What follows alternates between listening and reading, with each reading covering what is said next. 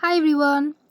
আজকে at first আমি আমাদের সিআরজেড যেই গাড়িটা আমরা নিয়েছি সেটা চালিয়েছি জাপানে আসার পরে। এতদিন আমি এটা চালাইনি, আজকেই ফার্স্ট ড্রাইভ করব।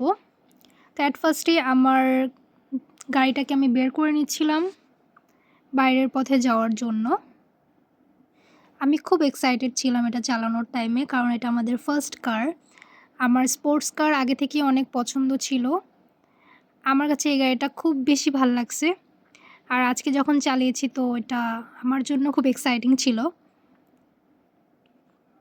জাপানে যারাই আসতে চান বা যারাই বাইরের দেশে মুভ করতে চাচ্ছেন বাংলাদেশ থেকে, আমি আপনাদেরকে সাজেস্ট করতে পারি একটা জিনিস, সেটা হচ্ছে আপনারা অবশ্যই ড্রাইভিং লাইসেন্সটা নিয়ে দেন মুভ করবেন।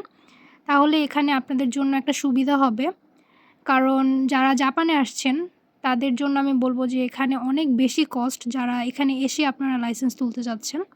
আপনারা যদি আপনাদের ড্রাইভিং ইন্টারন্যাশনাল লাইসেন্সটা নিয়ে আসেন তাহলে আপনাদের জন্য অনেকটা ইজি হয়ে যাবে। আমি বলবো জাপানের রোডগুলো অনেক সেফ, কারণ ওদের রুলস অ্যান্ড রেগুলেশনসগুলো খুবই কড়াকড়িভাবে ওরা পালন করে।